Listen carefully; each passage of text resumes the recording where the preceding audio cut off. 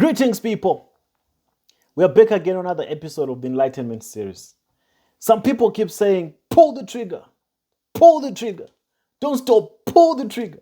And the more I pull the trigger, do you see how sensitive and how vulnerable and how self-exposing Makandiwa is becoming? He have just recently posted a picture, a status, encouraging his followers, his masses, and most of you think there's no commotion in that camp, telling them, don't be shaken, don't be moved. You can't afford to be moved. Don't be shaken. And there are things I want you to pay attention to in that post. Red flags, red flags, red flags. People have been telling you about Makandiwa's occultic origins. I've been telling you about the goals to which Makandiwa subscribes to and submits to, and the spirits that he operates within. If you check on this status that he posted, it's there in the hiding, in fine print. But most of you choose not to see it and you just take it as a typographical error. But it is what it is. He has to endorse the gods. Read one of the hashtags that are on his post. Wisdom of the gods. How many gods are there in the Christian community, in Christianity? How many gods are there? I only know of one, the one that we get to through Jesus Christ, our personal Savior. Which gods is Makandiwa referring to? Amidst the panic, he's beginning to show you who he is, who he subscribes to. I once exposed Makandiwa as being associated with My Praise. That episode on My Praise is not yet done. We're still yet to dig deeper into his relationship, into his spiritual relationship with My Praise, the vagrant prophetess.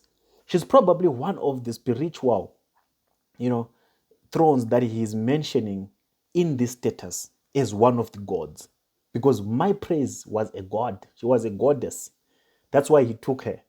My Praise is serious occultic powers that she could challenge anyone in the city of Harare, in the country of Zimbabwe. No one had power that would parallel to those of My Praise, the vagrant prophetess, the lady from Bari that was doing hilarious and questionable miracles in the capital city of Zimbabwe, Harare, in Bari. And when Makandiwa noticed the potential and the power this woman has, he took her. He brought her very close to her. And once he brought her very close, he killed her entire kingdom. Should I say killed, or it was a deal that he struck with My Praise, so that My Praise operates in the background, while Makandiwa takes the front seat. Makandiwa is just fronting everything that he does. But the powerhouse of everything he does comes from My Praise. The My Praise issue is very sensitive and it's very critical that all of you, it comes alive to your conscience. This is the only way you can know who Makandiwa is. This is the only way you can understand the power that Makandiwa uses. He does not use the power that he possesses as a native doctor that he is, but everything that he does comes from My Praise, the vagrant prophetess. No one would dare My Praise. And Makandiwa took her, removed her from Bari, removed her from her shrine that was well known. Everybody knows about it. In 2011, when he took her from her shrine, he brought her to his church, and he introduced her in church in front of masses. All of you idiots that are still saying, no, we don't know about My Praise. You know about My Praise. The very same woman that you were all compelled to contribute money so that you built a house for her. The very same woman that Emmanuel Makandiwa endorsed as the greatest prophetess of our time, a ritualistic woman, was endorsed by Makandiwa as the greatest prophetess of our time. Right now, she's the one that does all the spiritual rituals for Emmanuel Makandiwa. The boastfulness, the pride, the arrogance that Emmanuel Makandiwa has and the confidence he has is because he backs all this up on My Praise. She's the bazooka. She's the one that can fight you spiritually with their dark spirits. And after Makandiwa introduced her to UFIC, she was never heard of ever again. No one knows where she went. No one knows where she is. No one knows where Praise, the little one, because she was called My Praise because she was the mother of Praise. No one knows where her little child Praise is. Maybe Praise is watching this. Praise, if you're watching this, you need to know where your mother is.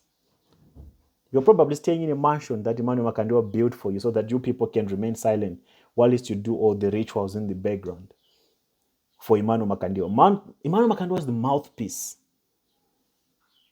It's all about strategy to this thing. Emmanuel Makandiwa is the mouthpiece, is the front. But the power is with My Praise, the vagrant prophetess. And we will continue sticking on to this until you all come to grips with the facts and know where this man is coming from and who this man is associated himself with and where this man is getting his powers. Does he have powers? I don't know, but I believe he has some kind of, hypnotic spiritual gimmicks that he uses on people, because if he did not have powers, he wouldn't be able to convince all those people that follow him and all those people that are still supporting him. The only thing, the superpower, Makandiwa's superpower right now is the hypnosis that he uses by communicating to people, and he uses his body language. That's his superpower. If you're going to analyze Makandiwa from today henceforth, that's Makandiwa's superpower. Makandiwa does not say anything of relevance. Makandiwa does not preach any gospel. Makandiwa does not have any revelation, any at all whatsoever. He doesn't have nothing, but his superpower is in his body language, in his breathing techniques, in the way that he coordinates himself when he's in front of the camera. You hear him deepening his voice. The voice that Makandiwa uses on his live broadcasts, that's not his voice. We all know Makandiwa. He has a high tone. He has a high tone. That voice is a mind control technique that people use to hypnotize people. That people that have mastered the art of manipulation uses to hypnotize people. You hear him saying, and the closing of the eyes, my pastors. He'll be closing the eyes that time. I don't know if I should say this, but I'm hearing from God. Hey. And then he draws back a little bit, and then he comes to the front. That's body language. He's just trying to get to the heads of people so that the people around, the people watching, can actually feel like this man is in communication with God. Yet there's nothing. Yet he's not hearing anything. But he's just using the body language to hypnotize people. And then you go like, you look at the other stooge. And those two stooges will be hyping him up. Oh, yes, Papa. Oh, yes, Papa. Sure. That's a deep revelation, Papa. Oh, yes, Papa. They'll be hyping him forever. And then goes like, pastors, what God is telling me is, at the end of time, if you only want to know the truth about God, you have to die first so that you can know the actual truth. Hey. Yes. And these two stooges will be there. Yes, Papa. Yes, Papa. Oh, yes, Papa. Oh, Papa, that's a deep revelation. That's deep. What is deep about what Makandiwa says? What is deep about Emmanuel Makandiwa's sermons? Do you know Makandiwa can easily come on his live broadcast and say nothing, but in the entire people on his broadcast will be saying, oh, that's deep. That's deep. The two stooges, oh, Papa, that's deep. That's deep. Makandiwa can literally just come and say, do you know that if you take two shoes, hey, if you take two shoes and you wear the left one on the right feet and you wear the right one on the left foot, you have worn your shoes, but you have worn them wrong. Hey. The thing is, you will be able to walk, but you walk to wherever you're going, but you're wearing shoes the wrong way.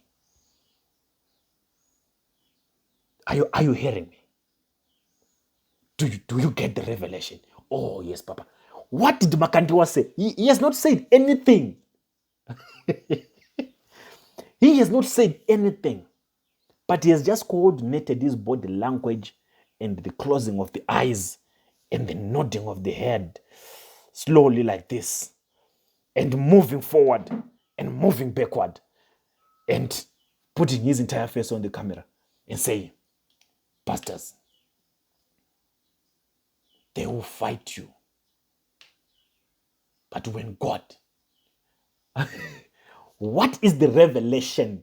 Give us a revelation. Anyone that follows Makandiwa can challenge them today.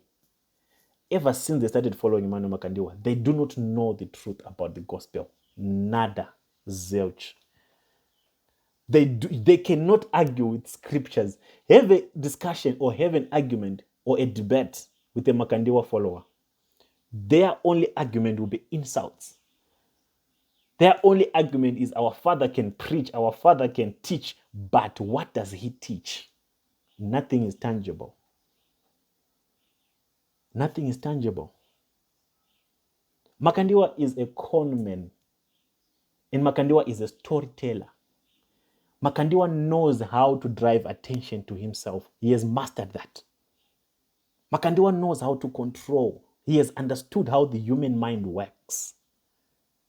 How many lies has Makandiwa told the public?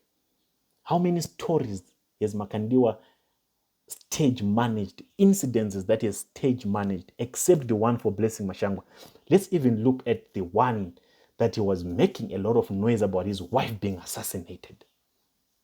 He paid bloggers to run stories about his wife being assassinated. They were followed by a yellow BMW.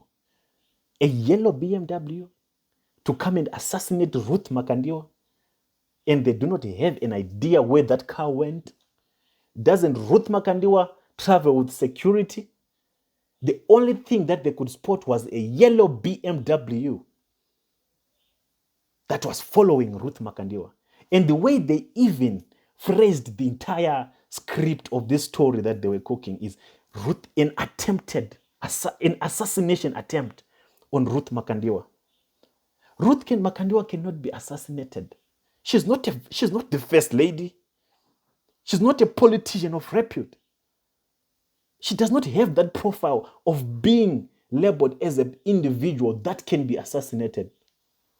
Who is Ruth? She's just a wife to a conman. That's all.